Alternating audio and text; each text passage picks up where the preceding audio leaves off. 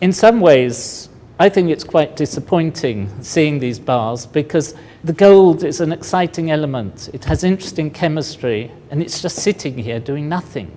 It's enormously impressive, but it's a bit sad, rather like a mausoleum where the dead gold is sitting, waiting for people to remember it. Could be doing exciting reactions and so on. We're in the vault, the bullion vault of the Bank of England.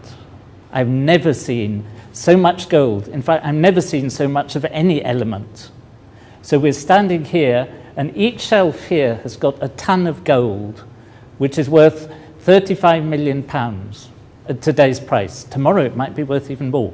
It's very secure. We've been through a whole series of security checks. No money is allowed here to make sure we don't take anything out. And so we're both really excited to be here. So the camera may be shaking with Brady's excitement. I've never seen large lumps of gold, and to see it all round is extraordinary. One's first reaction is that it can't possibly be real, because normally you don't see such things. Looks like chocolates in the duty-free at the airport or something like that. But these really are solid gold bars, and it's quite extraordinary. There isn't any smell because metals don't smell, and it's very quiet because of the thick walls and to keep it secure. The weather's been very cold recently, and I was ready to be shivering, but it's nice and warm. But I suppose gold colour also gives you a feeling of warmth, so it may be partly psychological. The reason why the bank has got this store is because not only the Bank of England, but other central banks like to keep some of their money reserves in gold, because the price of gold is very stable, or the value of gold, compared to the value of currencies, which can go up and down. And so every country has a certain proportion of its reserves in gold. And if you look at the statistics, the UK at the moment has about 310 tons of gold in its reserves. But there's much more gold here than that, because it belongs to all sorts of people, not just to the Bank of England. This vault is part of a complex of different rooms. I haven't seen the other rooms, but all together, if you look at the bank's annual report, it's worth £197 billion. That is £197,000 million. And that's quite a serious sum of money. The people buy and sell the gold, and each block of gold has its own number, like your car has a registration number. And when people buy and trade the gold, they don't actually take the bar home, but just that number is transferred from the seller's account to the buyer's account. And the gold just sits here quietly. Apparently the oldest bar of gold here has been here since 1916. That's the First World War, nearly 100 years ago. But the beauty of gold as a chemical element is that it's very unreactive. So it looks just the same now as it did in 1916. It hasn't tarnished, it hasn't got oxide layers on the surface, it hasn't started creeping, changing its shape and so on.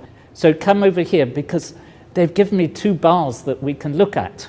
So we've got two different bars of gold, which are both the so-called London Good Delivery bars, which means that their weight is in a certain limit range. And in fact, each of them has its precise weight put on them in a rather strange unit called a troy ounce. So this one is 399.100. This one was made in Australia, and this one apparently came from Switzerland and is slightly heavier, 400.075. I must say this one looks much nicer, it's polished more, and this one looks a bit like a loaf of bread, but it's rather a miserable loaf of bread, but a pretty fantastic lump of gold. Now, one of the things you know about gold is that it's really heavy, so I'm going to see whether I can actually lift this with one hand. And I can sort of lift it, but not easily. Two hands is quite easy.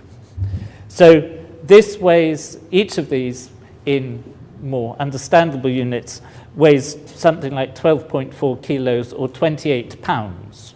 So for those of you who use imperial units, that's 2 stone. Each of these is worth about £435,000. You could buy 2 quite nice houses for a block like this, or for a whole shelf of these, which contains a ton, you could buy 137 of the upmarket Rolls-Royce cars. So take your choice. These blocks are a bit like bricks, and if you took all the gold that had ever been mined and put them together like a construction kit to make a big block, you would end up with a block that was 20 meters cubed.